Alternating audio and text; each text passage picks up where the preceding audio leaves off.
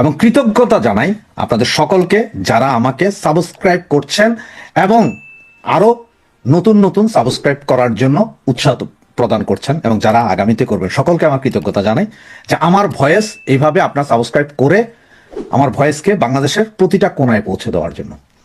তো আপনারা এতক্ষণ হেডলাইন এবং ব্যানার দেখে বুঝতেই পারছেন যে আমি কি বলছি। হ্যাঁ, আজকের বেশ কয়েকটি পত্রিকায় এসেছে যে শেখ হাসিনা এবং সজীব ওয়াজেদ জয়কে মামলা থেকে অব্যাহতি দেওয়ার আবেদন জানিয়েছেন পিআইবি, মানে পুলিশ ইনভেস্টিগেশন ব্যুরো, তারা।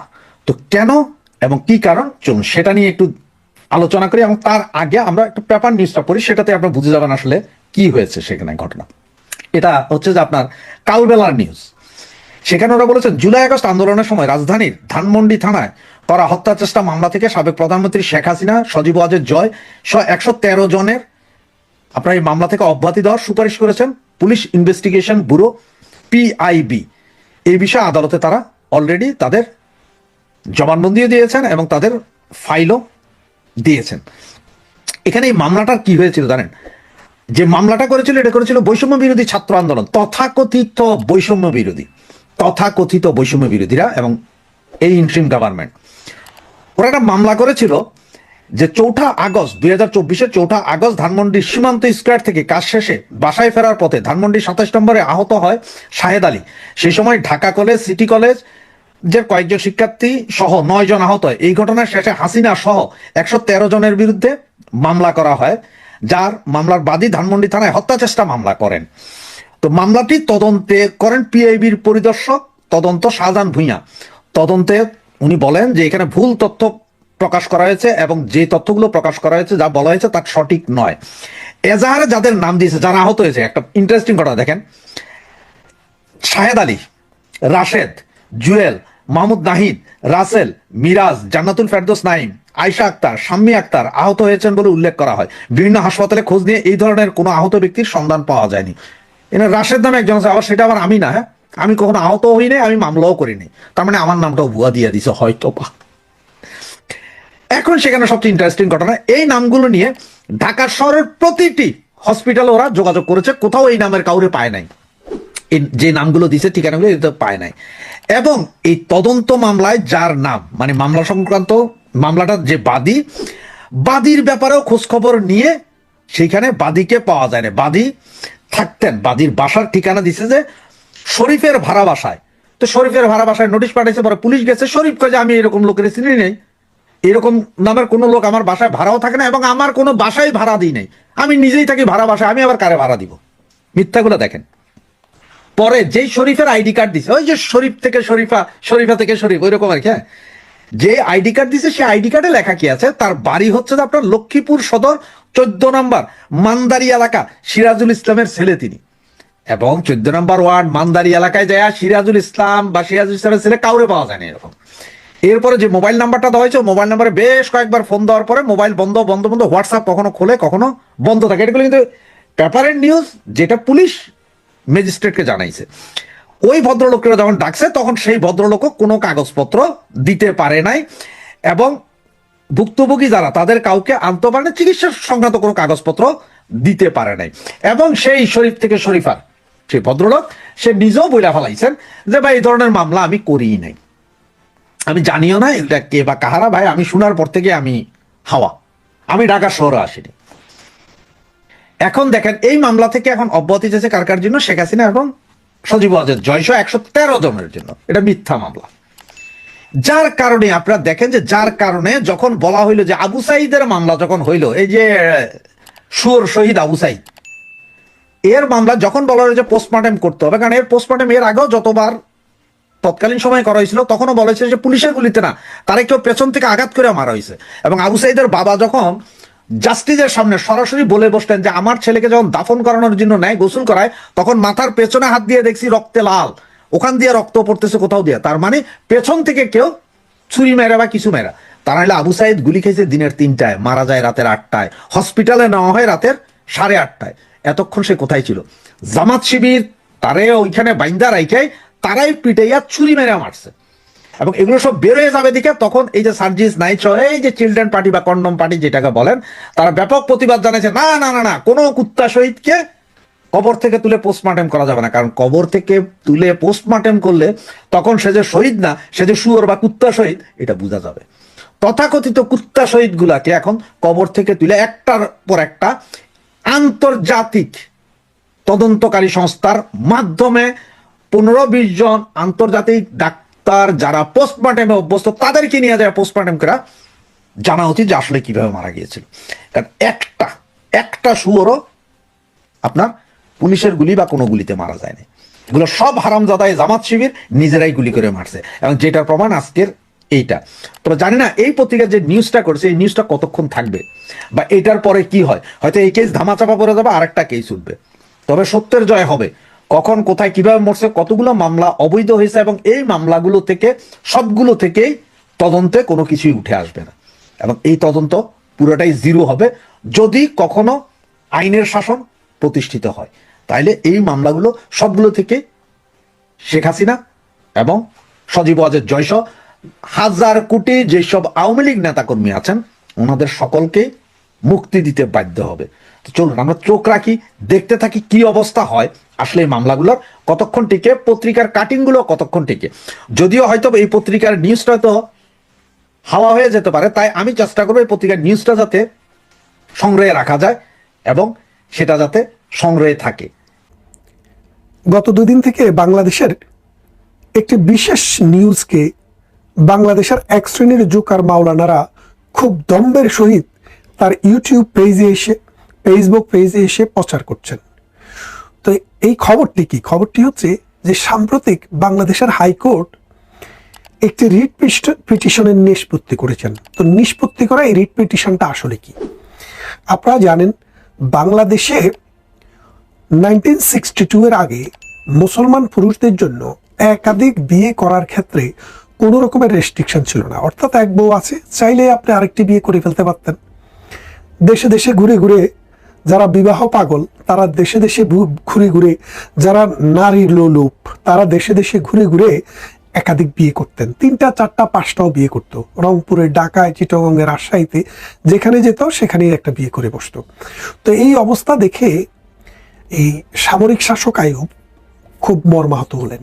তিনি তখন 1962 সালের পারিবারিক অধ্যাদেশ নামে একটি অধ্যাদেশ জারি করলেন।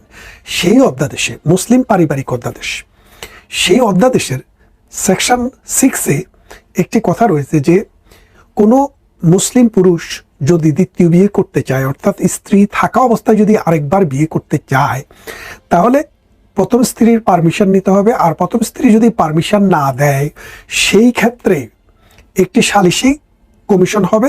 সেই সালিসি কাউন্সিল যদি পারমিশন দেয় তাহলে দ্বিতীয় বিয়ে করা যাবে, তা না হলে করা যাবে না। এখন এই সালিসি কাউন্সিল শুধু স্ত্রীর পারমিশন সালিসি কাউন্সিল নয়। এইটা কেন? অর্থাৎ স্ত্রীর পারমিশনকে পাশাপাশি সালিসি কাউন্সিল কেন রাখা হলো? ধরেন অনেক সময় দেখা গেল সম্পত্তির কারণে, সন্তানের কারণে হাজব্যান্ড এবং ওয়াইফ দুই জায়গায় আছে, কিন্তু স্ত্রী কোনো রকমের পারমিশন দিচ্ছে না, আবার স্বামীর ঘরেও আসতেছে না। সেই ক্ষেত্রে স্বামী বিয়ে করতে পারছে না, তার জীবন মানবেতর যাচ্ছে, তার বাইরের দিক ভিতরের দিক সামলাতে সামলাতে তার ব্যক্তিগত জীবন শেষ হয়ে যাচ্ছে। তো এই রকম অবস্থা একটি বিধান রাখা হয়েছে যে স্বামী যদি স্ত্রীর কাছ থেকে পারমিশনটি নিতে না পারেন, অর্থাৎ স্ত্রী যদি স্বামীর কথায় আলোচনায় যদি সন্তুষ্ট হয়ে তাকে দ্বিতীয় বিয়ে করার পরামর্শ পারমিশন না দেয়, তাইলে সেখানে একটি সালিসি কাউন্সিল হবে। তো সালিসি কাউন্সিলে স্বামীর পক্ষে একজন, স্ত্রীর পক্ষে একজন, 2 জন মানুষ থাকবে অন্তত পক্ষে। তারা 2 জনে আলাপ আলোচনার ভিত্তিতে যদি এই মতে একমত হয় যে স্ত্রী আর ফেরার সম্ভাবনা নেই, স্ত্রী তালাক চায় না কিন্তু স্বামীর ঘরেও ফিরতে চায় না, অথবা স্ত্রী শারীরিক মানসিকভাবে পর্যদস্ত, অসুস্থ অথবা অক্ষম, এই রকম অবস্থায় স্বামী স্ত্রীর কাছ থেকে পারমিশন না পেলেও ওই সালিসি কাউন্সিলের মাধ্যমে সেই পারমিশন নিয়ে দ্বিতীয় বিয়েটি করতে পারতেন। তো বাংলাদেশ স্বাধীন হয়ে গেল 1971 সালে। 1971 সালে স্বাধীন হওয়ার পর সেই বিধানটি কিন্তু বাদ দেওয়া হয়নি।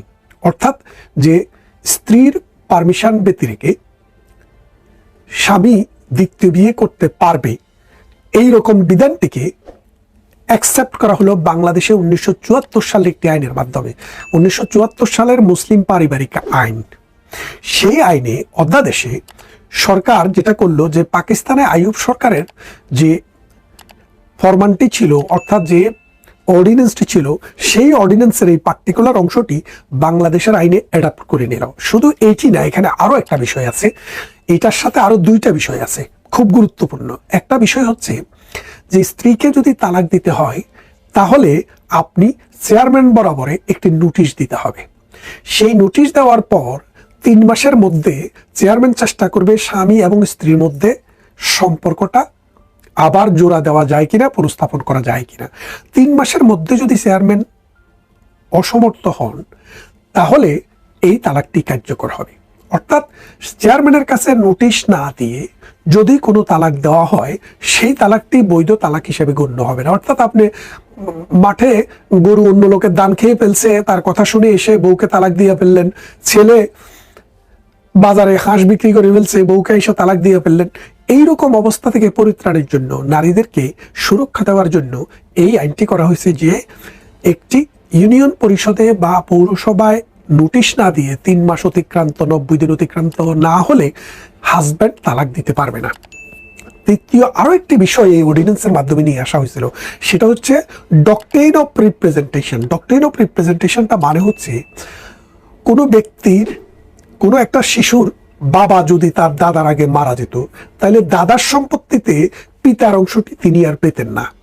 এই 1962-তে এই মুসলিম পারিবারিক আইনে এই আইয়ুব খান কি বললেন যে দাদার আগে যদি বাবা মারা যায় আর যদি কোনো সন্তান যদি ওই ভদ্রলোকের থাকে, অর্থাৎ যে যারা ভিকটিম তারা বাবার রিপ্রেজেন্টেশন, অর্থাৎ বাবা বেঁচে থাকলে যে সম্পত্তিটা পেত, নাতিরা সেই সম্পত্তির অধিকারী হবেন।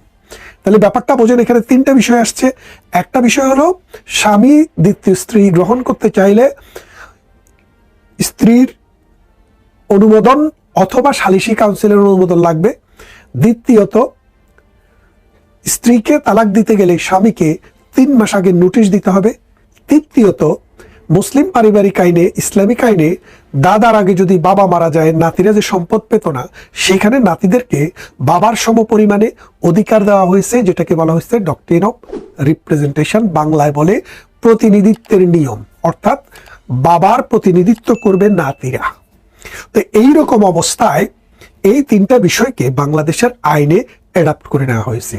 এবং নাসিমা বেগম নামে একটি মামলায় সর্বশেষ এই 2021 শতাব্দীতে এসেও পাকিস্তানের সুপ্রিম কোর্ট রায় দিয়েছে যে এখনো এই চেয়ারম্যানের অনুমোদনবিহীন, অর্থাৎ চেয়ারম্যানকে 90 দিনের আগে তালাকের নোটিশ না দিয়ে যদি তালাক দেওয়া হয় সেই তালাক বৈধ নয়। তার মানে এখনো পাকিস্তানের মতো শরিয়া আইনও এটাকে অ্যাকসেপ্ট করে।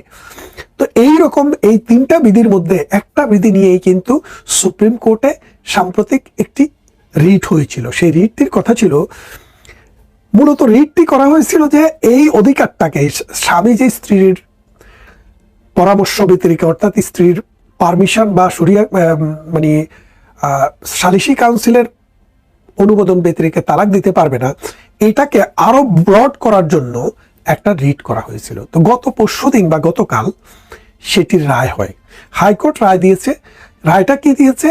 ওই রিটটি খারিজ করে দিয়েছে। অর্থাৎ আইনটি যেভাবে আছে সেভাবে রেখে কিছু অবজারভেশন দিয়ে এই রিটটি খারিজ করে দেওয়া হয়েছে। তার মানে খারিজ করে দেওয়া মানে হচ্ছে নতুন করে কোনো আইন হয়নি। আগে যে রুল ছিল, অর্থাৎ কোনো স্বামী দ্বিতীয় বিয়ে করতে গেলে স্ত্রীর পারমিশন নিতে হবে অথবা সালিসি কাউন্সিলের পারমিশন নিতে হবে, সেটা আগে যা ছিল এখনো তাই আছে। তো বাংলাদেশে পত্রিকায় এখন নিউজ যারা করে তাদের একটা বিশাল অংশ সাংবাদিক নয়, সাংঘাতিক। এই সাংঘাতিকেরা রায়টি না পড়ে, রায়টি না বোঝে এবং ওই যে ডক্ট্রিন অফ এই রিপ্রেজেন্টেশন বা মানে পারিবারিক আইনের 6 ধারাকে না বুঝে নিজেদের মতো একটি নিউজ করে ফেলছেন বেশ কয়েকটি পত্রিকায়। তাদের নিউজ হচ্ছে যে স্ত্রীর অনুমোদন ব্যতিরেকেই দ্বিতীয় বিয়ে সম্ভব। এই কথা শোনার পর আফসারি নামে একজন হুজুর, নোয়াখালীতে বাড়ি, কুমিল্লার নাঙ্গলকোটের বাঙ্গুরডা মাদ্রাসার প্রভাষক বা আরো বড় কিছু, যেটা আমার গ্রামেরই পাশে, তিনি সেই মাদ্রাসার শিক্ষক। তিনি আসলে কি হুজুর নাকি জোকার, মাঝে মাঝে এই জিনিসটা নিয়ে আমি কিন্তু খুব একটা চিন্তার মধ্যে থাকি। তো আমি দেখি যে তার একটা বক্তৃতার ভিতরে জোকারি যে পরিমাণে থাকে, ইসলামী দর্শন, ইসলামী চেতনা সেটা কিন্তু সেই পরিমাণে থাকে না। তিনি বললেন যে মহানবীর বহু বিবাহের যে ট্রেডিশন, সেই ট্রেডিশনকে সুপ্রিম কোর্ট মুক্ত করে দিয়েছে, আলহামদুলিল্লাহ। ওনার কাপড় চোপড়ও নষ্ট হয়ে গেছিল কিনা এই আনন্দে আমি সেটা জানি না।